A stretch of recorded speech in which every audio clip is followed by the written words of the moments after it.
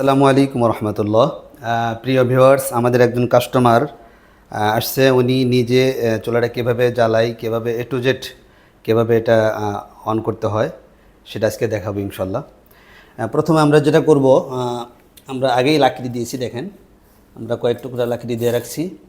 হ্যাঁ, তো যেহেতু কাঠটা একটু শক্ত লাকড়ি, এটা কাঠি দিলে সহজে ধরে না। এই জন্য আপনাদের সহজার্থে আমরা যেটা সাজেস্ট করব, হালকা একটু কেরোসিন লাগাই দিলে সেট করে ধরে যাবে।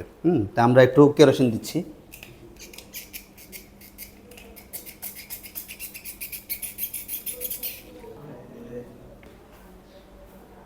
আমরা এবার কাঠি দিয়ে ধরে দিচ্ছি।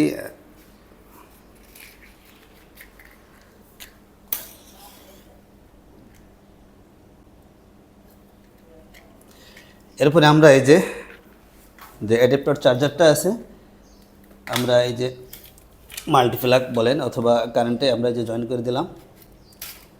এরপরে এই পাশের কোডটা আমরা এইখানে লাগাই দিলাম। এখন এই যে সুইচটা আছে শুধু ঘোরাবো। প্রথম দিকে আমরা একটু আস্তে আস্তে পাওয়ারটা দিব। এরপরে যখন লাকড়িতে আগুনটা ধরে যাবে এরপর আমরা ঘোরায়া বাড়াই দিতে পারবো ইনশাল্লাহ। এই যে আমরা বাড়াই দিচ্ছি পাওয়ারটা। এই যে দেখতে পাচ্ছেন আপনারা অবশ্যই খুব স্পিডে জ্বলতেছে।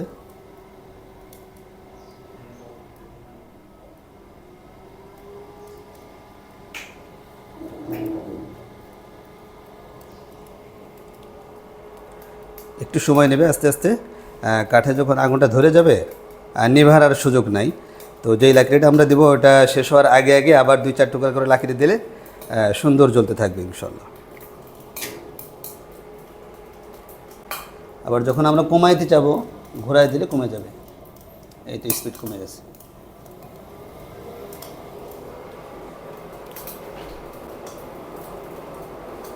প্রচুর স্পিডে জ্বলতেছে আলহামদুলিল্লাহ।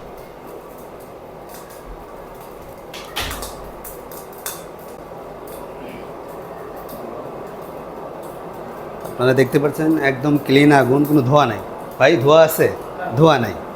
বাকি যেহেতু কাঠের আগুন, পাতিলের তলাতে হালকা কালি লাগবে, এটা স্বাভাবিক, কিন্তু ধোঁয়া নেই, কোনো ধোঁয়া নেই। ফ্ল্যাট বাড়িতে আপনি ব্যবহার করতে পারবেন।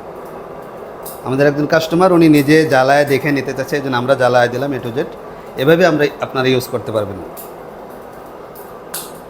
যেমন অনেকে বলেন লাকড়ি কোন দিক দিয়ে দিতে হয়, এই যে আমরা দেখাচ্ছি। এই যে দরজাটা, এই যে ছোট্ট দরজা, এখান দিয়ে আপনি এভাবে লাকড়ি দিতে পারবেন। এভাবেই লাকড়ি দেওয়া যাবে এখান দিয়ে।